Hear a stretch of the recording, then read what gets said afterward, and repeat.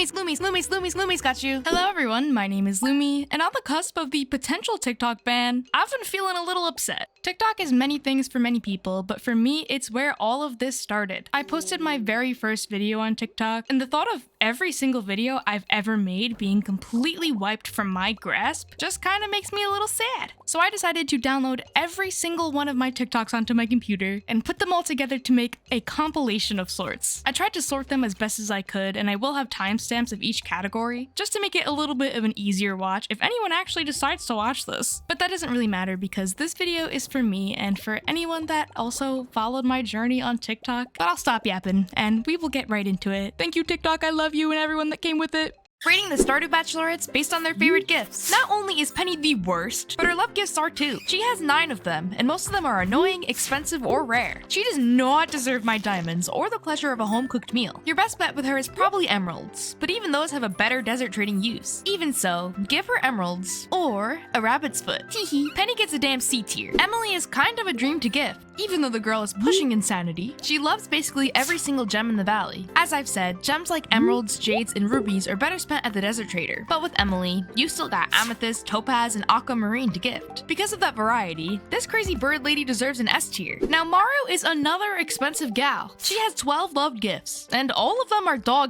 battery packs, dwarf gadgets, entire iridium bars. Your best bet is probably strawberries, since they regrow and have a chance to drop more than one. But even then, I'd rather profit off of my early game strawberries. Regrettably, Maru gets a D tier. Our little art girly is kind of easy to gift. Most of her loves are better spent elsewhere, like in my beloved shipping bin, so you only really have one option. She loves salads, which are available in the permanent saloon stock. They're super easy to get, but because of the lack of variety, I'll give Leah a B tier. Of course, baby girl Hailey allows for a smooth and happy gifting process. She's got the least amount of loves out of the bachelorettes, but we love a girly that plays hard to get. You can easily gift her coconuts you find in the desert, as well as grow a few sunflowers in the summer. You even get some seeds back after harvest, so the investment is definitely worth it. Also, she loves pink cake. Probably not the one I made for her, but the one you can find occasionally in the saloon stock. My baby girl can get an A tier. Much like Leah, Abigail has a couple of annoying things. The girl loves pufferfish and banana pudding. You can gift her amethyst, which is easy to get and doesn't really have better use. However, because it's the only option really, Abigail can side in with Leah at B tier. Rating the Stardew bachelors based on their favorite gifts. Alex is the most annoying bachelor to romance. One of the only things to make him happy is an entire salmon dinner. Plus, he's slightly brain dead, so that definitely adds to the annoyance. The complete breakfast is even more annoying. You need to make 3 separate dishes to even make that thing. D tier for Alex. Now, of course, Elliot's gifts are bougie as hell. Look at Mr. Squilliam Fancy Son over here. But he has a lot more favorites than most, making gifting pretty easy. Get enough money for a pomegranate tree, and after some time, you have an Elliot gift farm. Better yet, pop some crab pots in front of his house to hopefully get some lobsters. But because they're a little bougie, he can get an A tier. Harvey is another annoyance. 4 out of his 5 loved gifts are artisan goods, and expensive ones at that. Wine and truffle oil belong in my shipping bin, not in the hands of this nerd. And bro would like pickles. Just look at him. Harvey can get a C tier. Sam's gifts are pretty good. He's got 4 options, but only 2 of them are actually valid. Hop on over to the saloon to get the man an entire pizza. Drive on over to the desert and pick up a couple of cactus fruits. Just like Elliot, he can settle into A tier. Now Shane. I hate that it's come to this, but Shane is actually good for something. He's probably, and unfortunately, the easiest bachelor to romance, purely because this man loves hot peppers. Buy a couple of seeds in summer for pretty cheap. They'll regrow every 3 days, with a chance to drop more than 1 on harvest. He also has 2 loved gifts always available in the saloon, beer and pizza, which means, for the first time in Lummi history, Shane gets an S tier. Sebastian is another smooth ride. He's got as many loved gifts as Elliot, and I think some of them are way easier to obtain. Get yourself in the mines and grind some frozen tears for the boy. It is so easy. Plus, once you get the sashimi recipe from Linus at 3 hearts, the worthless fish you catch can be turned into easy Sebastian fodder. This little emo boy gets an S tier. How the Stardew bachelorettes would ask you out. As much as I despise the devil reincarnated, I think Penny would actually nice you when asking you to be hers. She already takes you on a little picnic,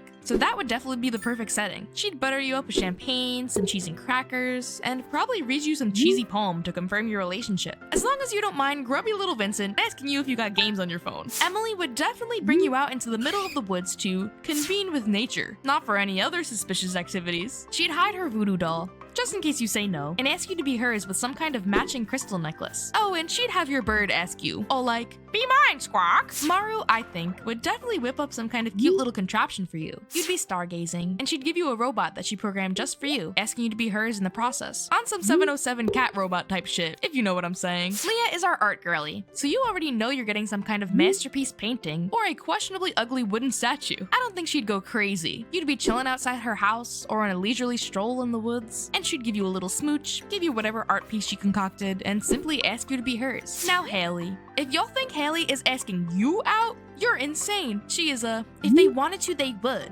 type girly, and she will stand on business. Either you ask her out or nothing. But if she had to, she'd definitely introduce you to her friends and family as her partner. And when you ask about it, she'd be like, what?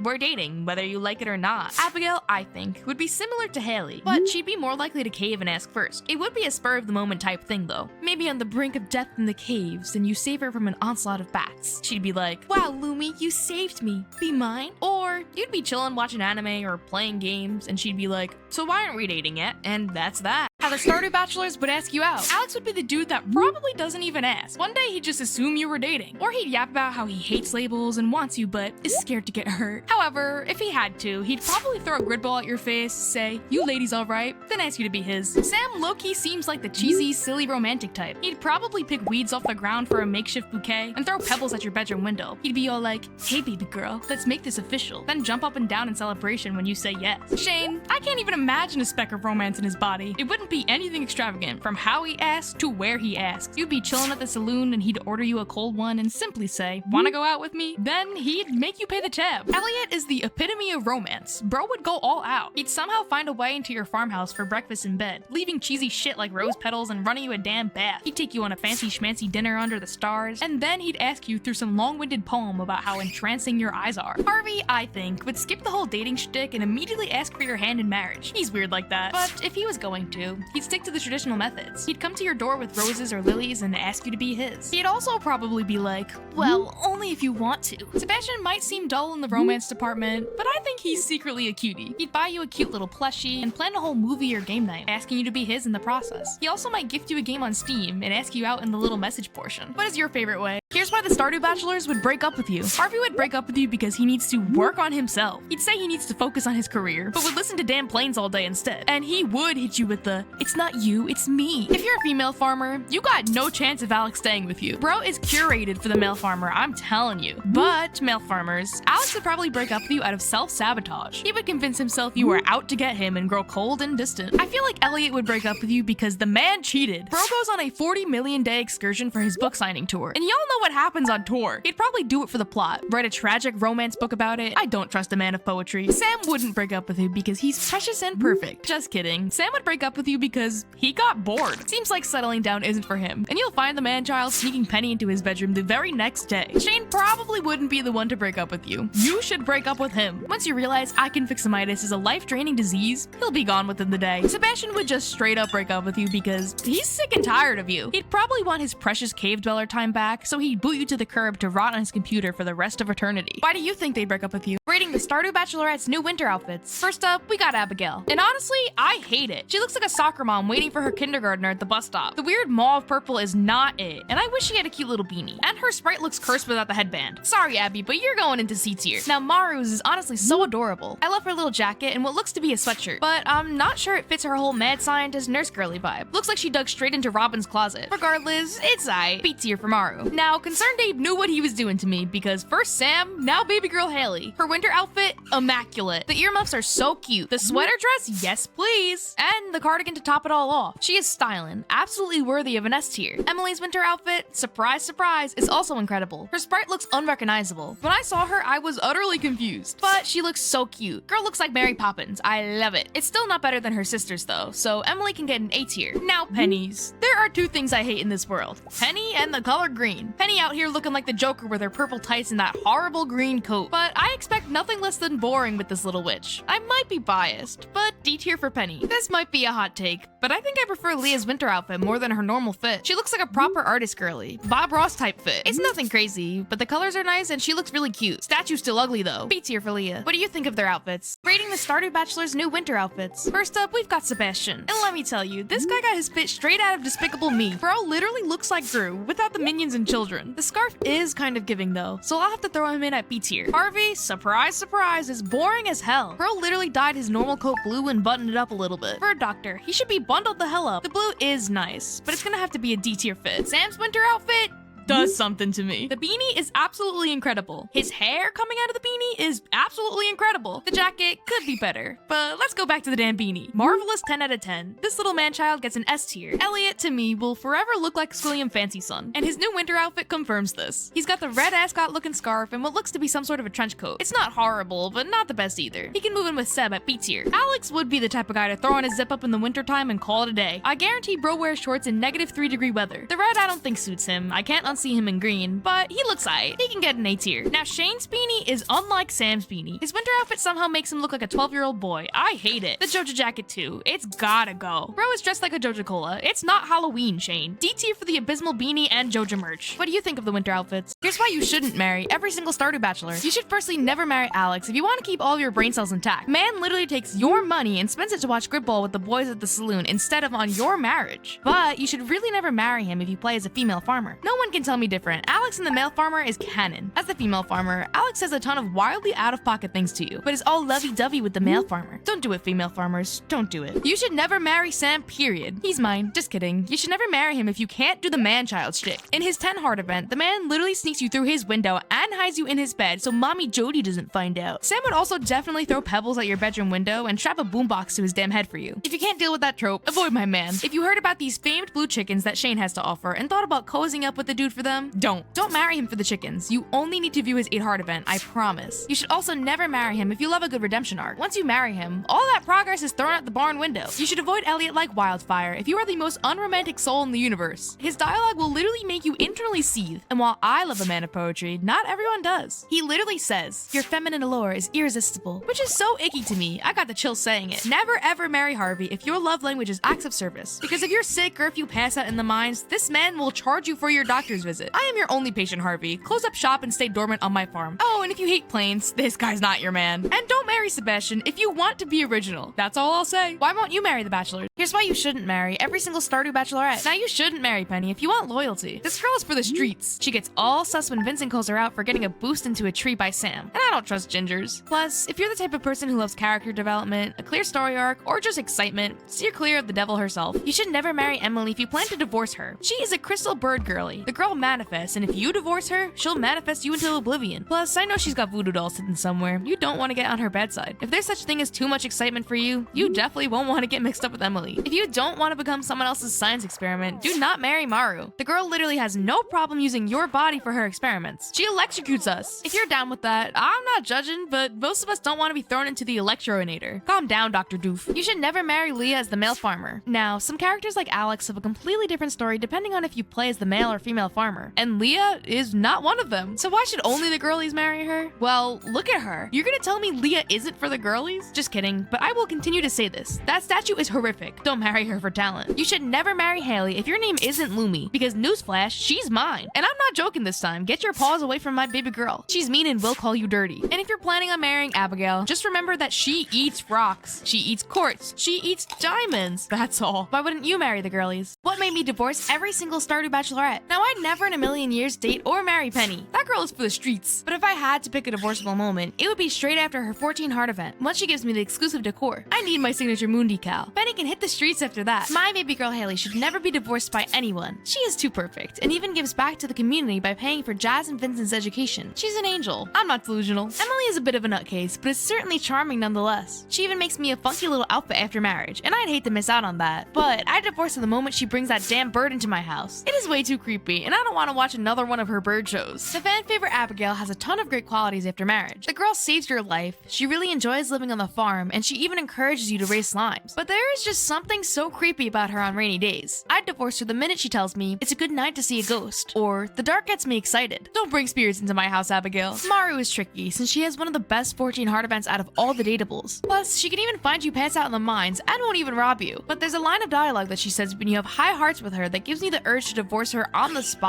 She'll say, "For a while I was considering building a robotic wife." Okay, go get your robotic wife and hop out of my house, Plankton. Now Leah is my wholesome artist wife and divorcing her is heartbreaking. She'll do maintenance around the house and make me healthy salads. But one ugly sculpture was enough, Leah. I'd divorce her as soon as she starts working on another ugly sculpture outside on my farm. Enough is enough, Leah. Why I divorced every single Stardew bachelor. Shane was a goner ever since the day we met. But if I had to pick a moment after marriage, I'd say as soon as we got home from the marriage ceremony. I entered my home newlywed, only to be met with this nasty, vile spouse room. Man can't even clean his room. How's he gonna clean up his act? If I could even handle the dating part with Mr. Gridball Man and actually make it to marriage, I'd divorce him the minute he used my hard-earned money to buy a TV just so he can watch Gridball with the boys at the saloon. Just use my TV, bro. As much as I hate on the Dr. Plain Man, he actually makes for a great house husband. And unlike many of the other dateables, he actually still works at the clinic. But I'd divorce him the minute he asks me. I wonder who lived here before us. Bro, you literally married me. How do you not know my grandpa lore? Sam is my OG skater man, so it always takes a lot for me to divorce him. His 14 heart event is just so precious. Man basically becomes a wiggle. But he always tests my patience when I talk to him in the morning and he says, "What is it? Make your own breakfast." Okay, Sam, pack your own bags and hit the road, you man-child. Sebastian might seem like the perfect spouse. He's emo, he's a gamer, he's antisocial, but he literally complains about basic chores while you're out all day breaking your back on the farm. On a day where he headed out into the valley, he'll come back and might say, "You could have cleaned up in here while I was gone. It's not nice to have to wait through a bunch of junk after a hard day's work." Excuse me, mister? I guess I'll do the laundry. I just picked 500 cranberries. Elliot is gone from my books as soon as his 14 heart event starts. He is gone for 8 whole days, and I ain't reading all those letters he sends. I've got ADHD. As soon as he's gone, so is my attention, and it's landing straight on baby girl Haley. What are the best heart events in Stardew Valley? Here are my top 3. Coming in 3rd place, we have Willie's 6 heart event. Now, this is one of the less important cutscenes, but it doesn't matter. I love this heart event so much. You show up at the docks and Willie will ask for your help inside the shop. Once inside, you'll see that Willie's shop is invaded with little crabs dancing around everywhere. Eventually, Gus will come in and offer to buy all the crabs. The best detail is that after the cutscene, and for 3 days after, Gus will sell unlimited crab cakes at the saloon. Next up at number 2, I've placed Haley's 14 heart event. Now, I may or may not be extremely biased here, but I just absolutely adore everything about her 14 heart event. Haley wants to host a charity cakewalk in order to raise money for Jasmine Vincent's school books. She'll ask you to bring a chocolate cake to the town square. A hilarious detail is if you choose yes, begrudgingly, to this request, Haley will demand you bring a cake or else you're in the doghouse. I like 'em feisty. All jokes aside, I think it's so wholesome that Haley decides to raise money for the kiddos and really shows how much she's grown and learned over her entire story arc. But obviously, the best heart event is Sebastian's 14 heart event. Let me tell you why. Sebastian isn't my favorite bachelor. However, you capture a new son in his 14 heart event. Seb finds an injured frog and you two get on the rescue. He eventually takes it home, and at the end of it all, his spouse room gets an upgrade with a frog sanctuary. What more could you want? What's your favorite heart event? Stardew Bachelors red flags. Harvey's red flag is that he charges me for treatment whenever I pass out and visit the clinic.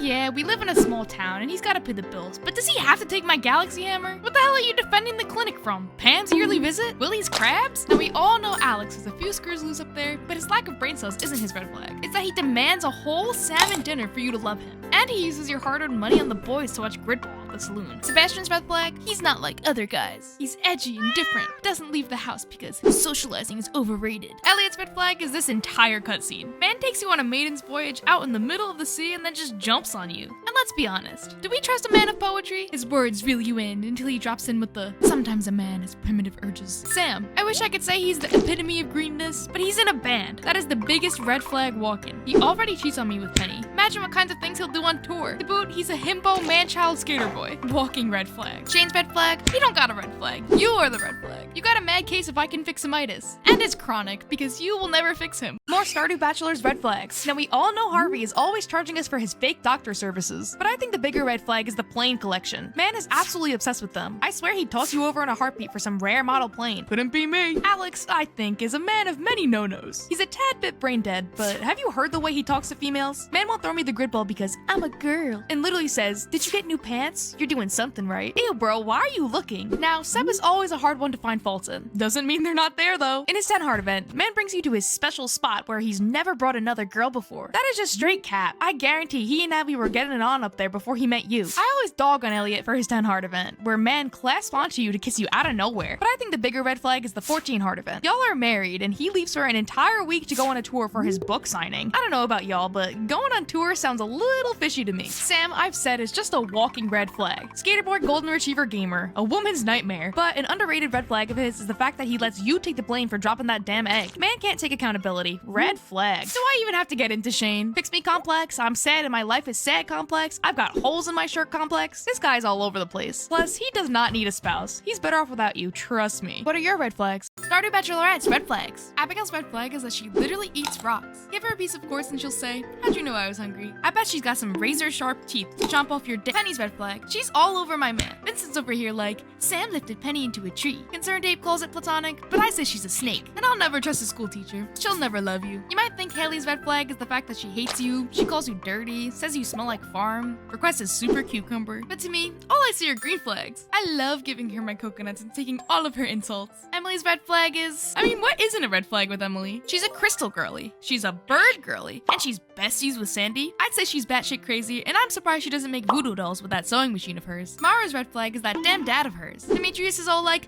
you little farmer girl are going to ruin my daughter's future. Those are some serious daddy issues. Furthermore, girl makes robots. If that doesn't scream tri-state area domination, Doofenshmirtz style, I don't know what does. Leah's red flag is a sculpture. She calls it How I Feel About Lummi. Well, she must hate me then. I'm sorry, it is just so ugly. Look at it. Rating Stardew Bachelorette spouse rooms. Y'all know I hate Penny, but her spouse room is kind of pleasant. Don't get me wrong, it's still boring, but I like her little cactus and the coffee table is a nice touch. But since it's Penny, D tier. Now Abigail's is all over the place. For some reason, she has underwater wallpaper, along with a sword that I know damn well she doesn't know how to wield. Also, whose skull is that? Should I be scared? Regardless, it's kind of funky. I like it. Abigail gets a B tier. Haley's spouse room is perfect. The pink heart rug is my absolute favorite thing. And the little corkboard to put her Polaroids on is absolutely adorable. She even gets to keep her vanity. Not to mention, it looks perfect along with my stuff. Haley will always get a S tier. There's not much going on in Emily's spouse room, but it's pink, so I love it. The desert painting to remind her of her desert lover is beautiful. Plus, her and Haley have matching hearts. I'll slide Emily an A tier. Maro's got 4 computers with 2 monitors without a desk or chair in sight. On top of that, they aren't even plugged in. Girl needs to get herself a shelf or something to put her tools and books on. I do like the starry wallpaper though, so Maro gets a C tier. Now Leah also doesn't have much going on, but the red looks horrible with my decor, so I hate it, and I've never seen bowls of paint in my life. And what kind of artist doesn't have all of the primary colors? I'm sorry Leah, you get a D tier. Reading Stardew Bachelor's old sprites. Alex's oldest sprite is kind of endearing. He looks like such a sweet little boy. I hate the e-boy hair on this one and cannot get over how damn goofy he looks in this one. But Concerned Ape did a great job capturing the zero brain cell look. I'll stick him in B tier. No mustache Harvey is so incredibly cursed. I hate it so much. Harvey's sprite stayed virtually the same over time, which means the old ones are still boring. He just looks a bit younger compared to his actual sprite, and I actually kind of like that he's a little old man. Harvey gets a C tier. Nothing special at all. Are we serious? I'm actually terrified. What is this Shane? He's got massive shoulders than these ones. It looks a little less dead in this one, but we will not forget this one right here. Automatic D tier because I'm scared. Elliot's oldest kind of looks similar to Alex's, but I'm not sure why he looks like he's thinking really hard. I prefer the muted tones in his clothing, but think he needed a bit more of a ginger spice. And look at this, he used to have a damn earring. This sprite is way better than the actual one. Elliot gets an A tier. I'm sorry, but Sam looks like a damn 4-year-old. He's already got Goku hair, but this takes it too far. Plus, side-facing Sam is cursed. I can't handle it. This one is absolutely the worst. He is front-facing, but he looks like he belongs on Sesame Street. The actual sprite is too good to rate these anything above a C tier. I actually really love Sebastian's oldest sprite. I like the bigger and more wild hair, and the darker black colors as opposed to his normal purple tones. But how creepy is this one? Man looks like Elle from Death Note. He's just staring into my soul. And in these ones, he looks like he's pleading for his life, but the oldest is good enough to excuse those. Sebastian gets an A tier. Rating Stardew Bachelor spouse rooms. First up, we have Sebastian. Sebastian's room is super vibey. It never messes with the rest of my decor because of the dark colors and somewhat neutral tones. That flower pot is suspicious though. His room goes in S tier. Probably my favorite spouse room. Now Harvey. What's going on with the planes, buddy? The bright green tree wallpaper is also kind of off-putting. And I'll say it, it looks like a 4-year-old's playroom. But the colors aren't completely jarring, so he'll get a C tier. I'm sorry, my love, but your room is trash. Sam's got all those books in that bookshelf, and he ain't reading a single page. The only redeeming feature is the piano and the guitar. The rest is pretty bland, but it doesn't look that bad. bad, especially with the rest of my decor. He gets a B tier. Next up, Shane's room. We all know about Shane's room. The nasty, vile, miscellaneous cans, the pizza boxes, the dirty footsteps. This is your man's right here. I'll never marry Shane purely because of this eyesore. F tier, specifically made for Shane. I actually really like Elliot's room. Even though just like Sam's, it's pretty basic. It's classy, and we love classy. But put these damn books away. There's literally an open space. Elliot gets an A tier. Alex, where do I begin? Why is your floor green? Why does this man look like this? And what the hell did you get on that weight? We get it. You like gridball. Alex gets a D tier. What the Stardew bachelors would do for Valentine's Day. There is no way Alex asked you to be his Valentine. He'd say, but I thought you were already my Valentine. Regardless, the man would take you to some fancy dinner, some place that makes steak, but he'd order you a salad. Oh, and you're getting a singular rose. That's it. Now, Elliot is gonna be extra as hell. He will do every single cliche imaginable. He'd ask you to be his Valentine in a poem, buy you balloons, and the biggest box of chocolate ever. Plus, he's gonna throw a trail of rose petals leading all the way up to your farm bed. And you know the rest. Harvey's gonna steal your heart just like he stole my galaxy hammer. Just kidding. He's an old traditional guy, so will it be an exciting day?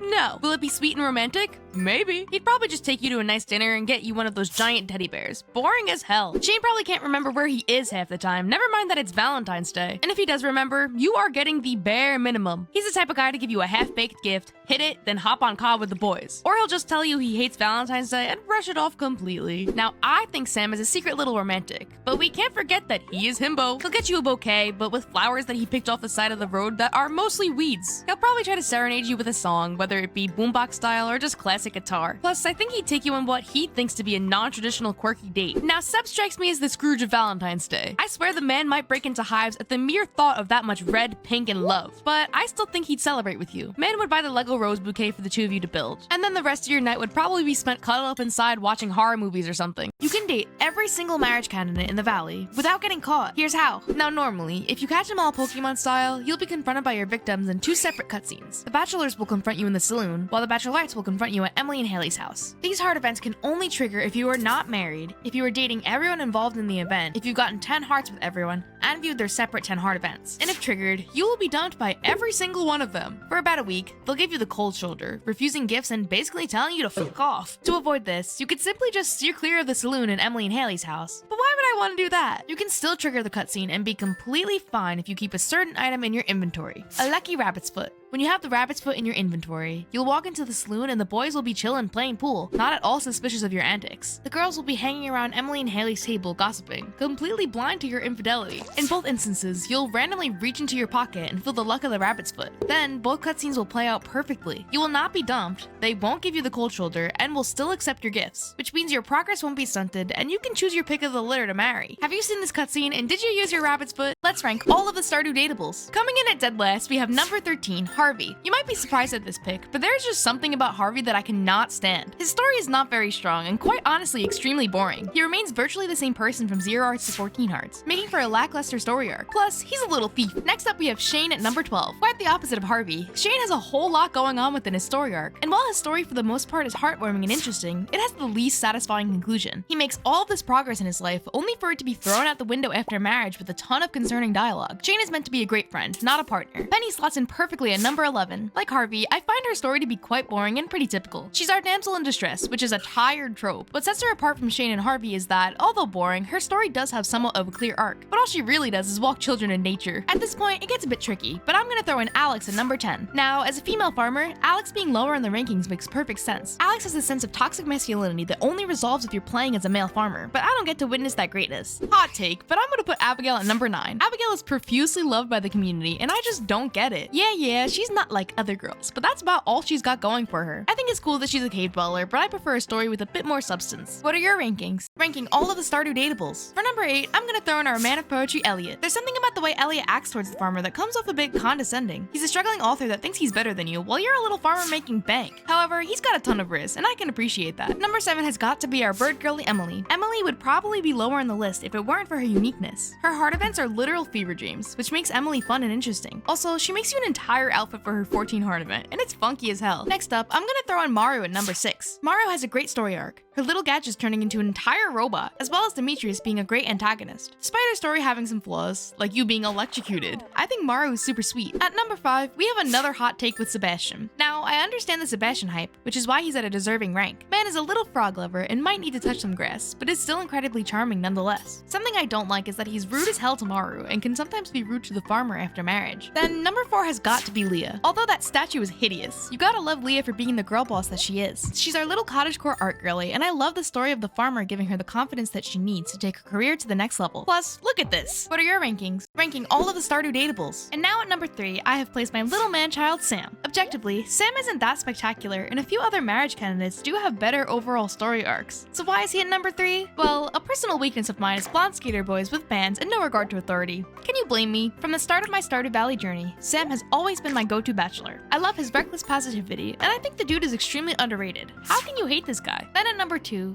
who can forget about Krobus? Now, Krobus isn't necessarily a dateable. You can't date him or marry him, but you can have him as a roommate. As you progress through his heart events, you begin to create a beautiful friendship with the little shadow man. He is so adorable and absolutely deserving of his number 2 spot. And finally, taking our number 1 spot in the rankings, of course we have our baby girl Haley. She starts off as the ditzy mean girl, so not a lot of people are willing to give her a chance. Her 8 heart event is just precious, the two of you having fun taking pictures and playing with Marnie's cows. Going further, her 14 heart event really shows the progress she made throughout your entire relationship. She hosts a charity cakewalk to raise money for Jazz and Vincent's education. How damn sweet is that? Baby girl Haley will always be number 1 in my heart. What are your rankings? Stardew Bachelors icks. Now, Alex may be full of icks, but there's this one line of dialogue that immediately had me gagging. On Wednesdays, when Alex is spinning his little grid ball, if you're a female farmer, he'll say, "If you weren't a girl, I'd ask you to play catch. Put me in, coach. I'll throw that grid ball straight at his dick." Our unromantic farmers might think Elliot's flirtatious nature is kind of icky. He gets a lot of bad rep for his 10 heart event, and it is well deserved. I know, you're already dating him when you reach the 10 heart event, but the way the man lurches at you like a starved hyena out of nowhere. Immediate no. I don't normally have bad things to say about my skater boy, but all I have to say is 10 heart event. The way I have to sneak through his window like I'm 16 and hide in his bed from mommy Caroline. This man is marriage age and still has to sneak girls in from his window. On the flip side, there are way too many icks to count for Shane. I could talk about his filthy spouse room, the literal hole in his capitalism jacket, or that damn 5 o'clock shadow. But for some reason, this portrait gives me the ick. Our little doctor slash thief may be too grown for icks, but they're definitely still there. There's just something about those damn planes that gives me the ick. Now, like Alex, Sebastian has this one line of dialogue that I cannot stand. He questions why everyone is so nice to Maru, saying that she might be nice and smart, but it's all just an attention-grabbing scam. That is so mean. Maru didn't do anything. What are your icks? Does Abigail actually eat rocks? If you aren't already aware, if you gift Abigail some type of mineral, she will literally say, "Hey, how'd you know I was hungry? This looks delicious." This dialogue triggers with so many rocks, from quartz all the way to diamonds. So either she's got some razor-sharp teeth, or there's something in the water here. Based on Abigail's character, I'd say it's pretty on brand for her to be a champion rock eater. She's got an adventurous spirit, always wanting to head into the mines to explore and fight monsters. When you take her to the movie theater, her favorite snack is literally rock candy. And once you trigger her 10 heart event, she'll be by the elevator on level 20 of the mines on rainy days, probably scavenging for dinner. So is there any truth to her rock eating habits? Well, turns out she'll eat anything that she even remotely likes. Most gems and minerals are universally liked by all NPCs, and that includes Abigail. Her dialogue line for liked gifts is the same, no matter what liked gift you give her. How'd you know I was hungry? So also, no matter what you give her, she will eat it. And it also means not only is Abigail a rock eater, she's a flower eater, a tree sap eater, but surprisingly not a vegetable eater. Girl would rather eat quartz than corn. You might be thinking that her eating habits were simply a dialogue oversight on Concerned Ape's part. He probably just made an oopsie, setting Abigail's liked gift response to the same thing no matter what. And to that I say,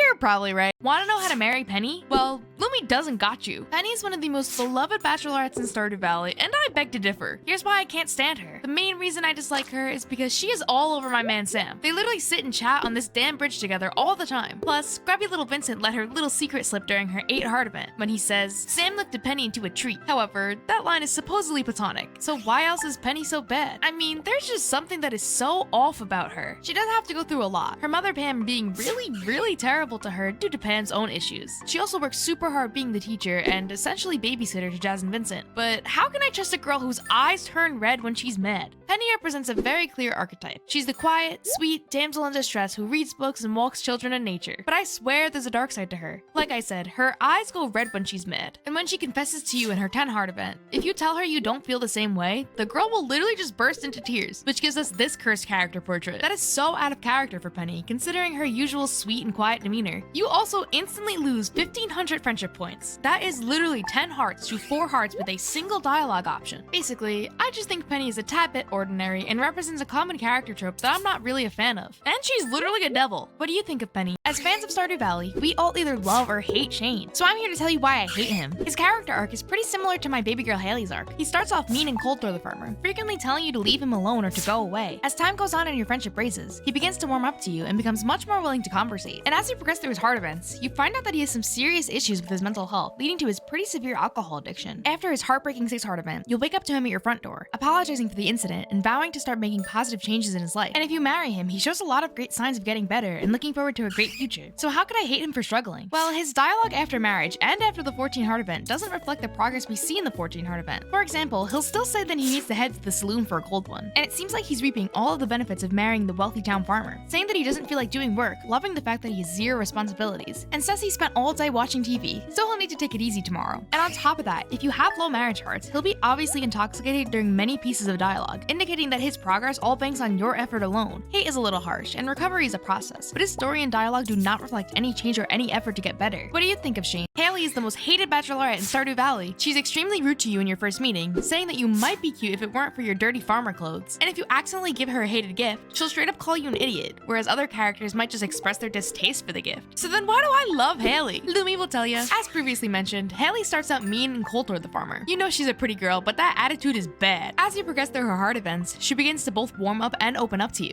Like in her 4 heart event, where you help her open a jar and she tells you you're much stronger than you look. Thanks, baby girl. And both her 8 and 10 heart events, where she shares her love and passion of photography with you, even lets her guard down and gets all down and dirty in the mud. Outside of her heart events, you really see her grow and mature through everyday dialogue. For example, she'll say early on that she thinks her sister is weird, but once you reach 6 hearts, she'll tell you that she spent some time with Emily and found out they have more in common than she thought. She'll even say she hates Pelican Town because it's too small and wishes it had a mall. But once you reach 8 hearts, she'll say the valley isn't too bad, something she learned from spending time with you. She also by far has the best 8 heart event. I will not hear anyone out. Haley is the best bachelorette. She's a token blonde bombshell with great character development, and you need to marry her. What do you think of Haley? Sebastian is the best bachelor in Stardew Valley. Or is he? Now, we all know how much love this guy gets from the community. He is an antisocial emo gamer boy in a game that is played by even more antisocial gamer people. What did we expect to happen? But is all of the love he gets warranted? Is his story above all worth the hype? Well, he does have some amazing heart events. One of my favorites being the D&D game in his 6 heart event. There are tons of outcomes for the scenario as well, depending on how royally you screw up. And then he has his 8 heart event where he shares his umbrella in the rain with you so you don't get all wet and cold. How cute. And even further, he has one of the best 14 heart events out there. He literally starts a frog sanctuary. It's perfect. But perfection aside, have you seen the way this man grills Maru? You see, Seb is a bit, may I say, jealous of Maru. He feels that the shining star Maru gets all the attention from Robin and Demetrius, but they could actually care less about him. As a middle child, I feel you, Seb, but the last thing he should do is take it out on Maru. He calls her an attention seeker just because she's smart and super friendly to people. As a grown man who is marriage age, he should know better than to resent Maru for his parents' shortcomings. Plus, this might be a personal opinion, but the man is an energy vampire. I can't even tell him I like shopping or classic literature without losing 30 whole heart points each. Regardless, he's aight. Sam's better. Who's your favorite bachelor? You should only marry Alex when playing as the male farmer. Here's why. Throughout Stardew Valley, there is a ton of dialogue from every single NPC, and as there are 2 farmer types to choose from, there are some pieces of dialogue that are different depending on if you're playing as the male or female farmer. Most of the time, the changes are minute, either only being a slight shift in adjective or a difference in personal pronoun. But in Alex's case, the dialogue differences, depending on which farmer you choose, completely change his story. As a female farmer, I think Alex can be a bit much. He'll ask me where my bikini's at, or tell me he won't throw me the damn grip ball because I'm a girl. Plus, he can sometimes just be very creepily flirty, which turns me away from him and onto baby girl Haley every single time. But the lines of dialogue toward the female farmer that creep me out have the complete opposite effect toward the male farmer. Instead of Alex not throwing the grid ball to a girl, to the male farmer, he says he doesn't seem like the sporty type, and instead of asking where my bikini at, he'll tell the male farmer it's a good day to go beaching and that he wishes there were more girls in the valley. So instead of creepy boy Alex, we get the start of a really great story. At first, Alex isn't interested in the male farmer in the slightest. He cares way too much about being cool or popular. As the male farmer progresses the friendship, Alex begins to open up. He starts to like the male farmer more and more. He begins to focus on making himself happy instead of caring about upkeeping appearances. And finally, by the end of his story, he realizes that love can come from anywhere, in any shape, in any form. As the female farmer, you don't get that same effect. It's just a regular old marriage. So that is why Stardew Valley 1.6 is releasing on March 19th. So for the last time, here's what we should expect. ConcernedApe is no stranger to sharing sneak peeks on Twitter, dropping bombs of information on us. For example, this screenshot on New Year's that presumably shows off one of the new festivals. However, it has been said that this is not true, and the screenshot rather shows off new features, like the heart-shaped fireworks, the new villager winter outfits, look at Sam's beanie, and these cute signs you can write on. Besides this, we've got big chest and nasty horseradish juice. Of course, the most important feature will definitely be hats on cats and dogs. You already know my little womp will be sporting my cat beanie. Literally, look how cute these guys look. I'm also hoping for more hat options so we have a bigger selection. This mega screenshot has been shared and gone over many a times, but there are a few mysteries in it. It seems as though there will be something new for fishing, which looks interesting, and a new warp totem, hopefully to a brand new area for us to explore. You cannot forget 8-person co-op either. I'm really hoping that the new farm type will correlate to this extremely chaotic playstyle. Imagine 8 people in the Skull Caverns. The best advice I could give you is to strive for capitalism, as there will be new Joja endgame alternatives on Ginger Island. So succumb to the dark side once 1.6 rolls around to get the full experience. Tag the people you're playing 8-person co-op with. Stardew Valley 1.6 comes out tomorrow, and ConcernedApe has been dropping fun patch notes on Twitter for the past few days, so let's go over them. Firstly, the new farm type has been revealed. It is called the Meadowlands Farm. You literally already start with a coop and some chickens, plus there will be blue grass on the farm. I am so ready to get my ranch life running. And this next one is extremely important. You can now drink mayonnaise. I've got no idea if Mayo Lewis possessed ConcernedApe's spirit, but drinking mayo is just wild. I am hyped to straight up down a jug of mayo tomorrow. This next one is also super exciting. Jellies, pickles, wines, and juices are now colored based on the ingredient item. It's just a simple cosmetic change, but will make my little ADHD heart super happy. It also looks like the juice bottle texture changed to be different from wine. Next, spouses now have a 7-day honeymoon period after marriage. Basically, if you piss Haley off, she'll go and lay in bed all day to spite you. However, for just a week after getting married, this won't happen at all. They're forced to love you. You've got a week-long grace period. Use it wisely. If your pet hasn't caused you to pass out at 2 a.m. a time or two, you have not played this game. Probably to help remedy this pet in the way problem, ConcernedApe has reduced the time it takes to push past them from 1.5 seconds to 0.75 seconds. And if you're a fruit tree lover, listen to this. Cutting down a fruit tree, only if it's mature, will give you a sapling that is the same quality as its fruit. Normally, you would not even get that sapling back, which is a lot of money wasted. But now, if you chop it past maturity, you get both the sapling and it retains the quality. Higher the quality, the faster it'll plant. Comment if you're hyped for 1.6. Stardew Valley 1.6 is on its way, with ConcernedApe sharing a ton of sneak peeks, like this big chest he shared on Twitter yesterday. So let's talk about everything we know so far. Besides the giant list of confirmed features, we've got a ton of tidbits from ConcernedApe. To start,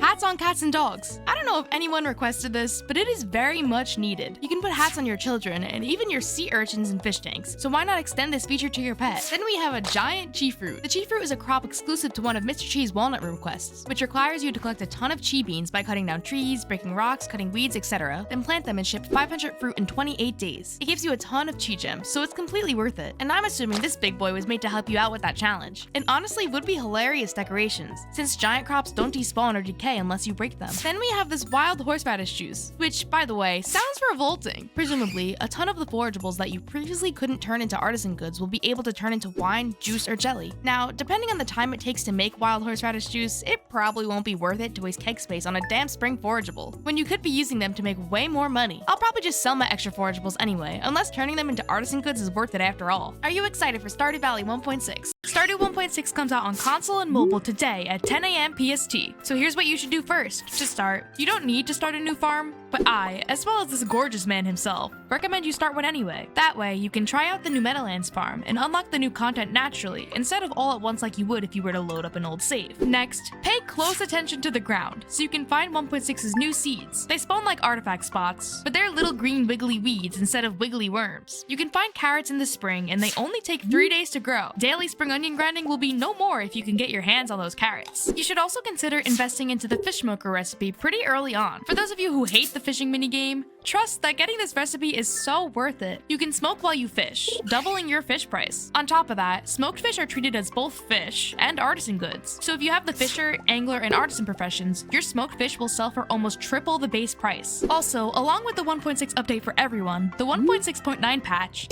added a few things I haven't covered. There's apparently now a secret woods merchant who will sell items you weren't able to get again if they got lost. And you can now put legendary fish into fish ponds, so they don't need to be decoration anymore. Are you excited to play? Stardew 1.6 comes out on console and mobile on November 4th. Here are some things you might want to know. To start, you should try out the new farm type, the Meadowlands farm. It's an animal-focused farm, with blue grass that helps your animals gain friendship twice as fast. There's not a lot of farming space, so you definitely have to be invested in the ways of the rancher. And instead of parsnips, you get hay from Mayor Lewis in the beginning of the game, as you already start with 2 chickens. Then, this bookseller dude is new to the valley. He comes twice a season and offers you his rotating book stock. If you're broke or are in the early game, ignore this guy. His merchandise is expensive and completely not worth investing into, at least early on. You can find books doing your everyday activities. I swear you don't need this man. Also, you might want to prioritize raising all of your skills evenly. I'm talking to you fishing minigame haters, since the new Mastery Cave unlocks in the forest once you've maxed all of your skills. By gaining even more experience, you can unlock Mastery for each skill, which gives you some cool abilities, items, and buffs, spicing up your gameplay. My personal favorite is Combat Mastery, that introduces trinkets into the game. These trinkets give you some cool powers to aid in combat, like this frog dude. Bro literally just gulps up enemies. Oh, and if you're married, this will be important. As long as you have 14 hearts with your spouse or Krobus, the traveling cart will sell portraits.